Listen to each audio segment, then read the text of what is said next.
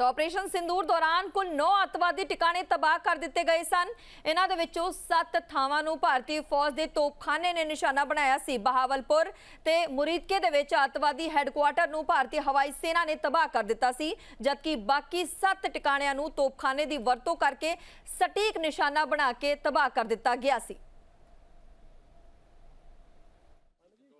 भारतीय सेना की आर्टिलरी ने न सिर्फ दुश्मन के छक्के छुड़ाए बल्कि आतंकियों के कैंप उड़ाने के बाद जब दुश्मन ने दुस्साहस किया तो उसके बाद उनके बंकर भी उड़ाए। इस वक्त हम एलओसी पर मौजूद हैं और यहाँ फॉरवर्ड पोस्ट से आपको दिखा रहे हैं कि किस तरह से हमारे गन्स ने मोर्चा संभाला और गोली का जवाब गोला से दिया गया। इन्हीं गोला से दरअसल दुश्मन के बंकर उड़ते नजर आए, उसके परकच्चे हमने देखे कि किस तरह से भारतीय सेना ने उड़ा दिए। इस वक्त हम इस गन पॉइंट पे मौजूद हैं। यहाँ तमाम अलग अलग आर्टिलरी पॉइंट पर कहीं 105, कहीं 125 और कहीं 155 जैसे हमारे जो गन हैं वो मौजूद हैं और जाहिर तौर पर इनका एक अलग कोलैबोरेशन दिखाई दिया। खास तौर पे आप देखिए तो जो एडी गन्स हैं उन्होंने जब मोर्चा संभाला तो देखिए तो दुश्मन के जो बंकर हैं वो धुआं धुआं होते नजर आए। और यहाँ इस वक्त हम आपको एक्शन में दिखा रहे हैं कि किस तरह से दरअसल हमारे जवान जो हैं वो पूरी तरह से आप देखिए लगातार ड्रिल अभी भी कर रहे हैं। वो इसलिए क्योंकि ऑपरेशन सिंदूर अभी खत्म नहीं हुआ है और जाहिर तौर पर ऑपरेशन सिंदूर खत्म नहीं हुआ है, लिहाजा तैयारी पूरी तरह से है कि दुश्मन अगर किसी भी तरह की नापाक हरकत करता है तो जवाब इसी तरह से दिया जाएगा। ये देखिए यहाँ पर किस तरह से गोले लोड हो रहे हैं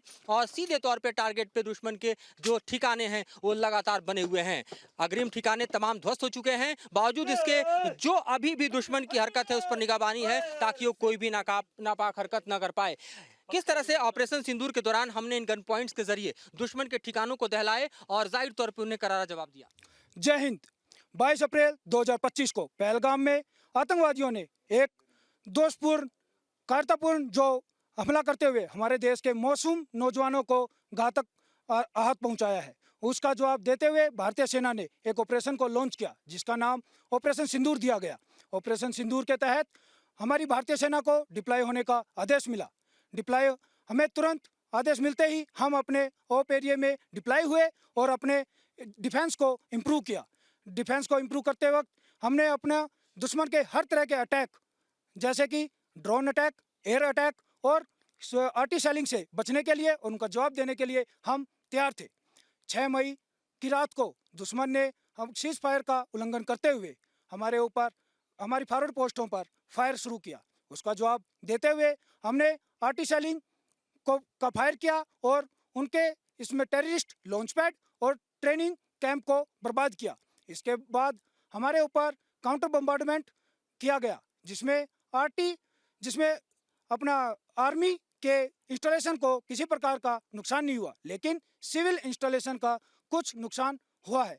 लेकिन हमने अपने आधुनिक वेपन और अपनी सीखी हुई ट्रेनिंग के द्वारा दुश्मन पर कारगर फायर डालते हुए उसको जल्दी ही अपने घुटनों पर टेकने पर मजबूर कर दिया।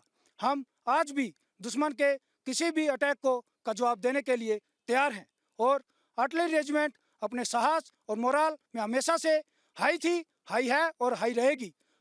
ये मोराल देखिए किस तरह से हाई है और जय हिंद के नारे के साथ साथ किस तरह से यहाँ पर दरअसल लगातार सेना के जवान अपने एक्शन में दिखाई दे रहे हैं। आर्टिलरी रेजिमेंट लगातार एक्शन में है। ये वो रेजिमेंट है जिसने यहाँ से तकरीबन आप समझिए दुश्मन के हर ठिकाने को दहलाया और जाहिर तौर पे आप देखिए इन्हीं गोलों के गिरने से तबाह हुए लगातार जो हमने विजुअल्स में देखा दुश्मन के ठिकाने, जिसके बाद अभी तक पाकिस्तान संभल नहीं पाया है। और ये है आर्टिलरी की पावर, भारत की आर्टिलरी जो अग्रिम पंक्ति में दुश्मन के खिलाफ मोर्चा संभालती है और जाहिर तौर पे उसके पीछे आर्मर्ड और फिर मैकेनाइज्ड इन्फेंट्री और इन्फेंट्री की बारी आती है। लेकिन हमने इस समूचे वॉरफेयर में देखा कि किस तरह से ऑपरेशन सिंदूर के तहत पहले दुश्मन के ठिकाने खास तौर पे आतंकी ठिकाने उड़ाए गए और जब दुश्मन ने यानी पाकिस्तान की सेना ने पलटवार किया तो उसे सबक सिखाया गया, ऐसा सबक जो पाकिस्तान में पीढ़ियां नहीं भूलेगी। ऑपरेशन सिंदूर का नाम जब भी आएगा पाकिस्तान की रूह कांप जाएगी।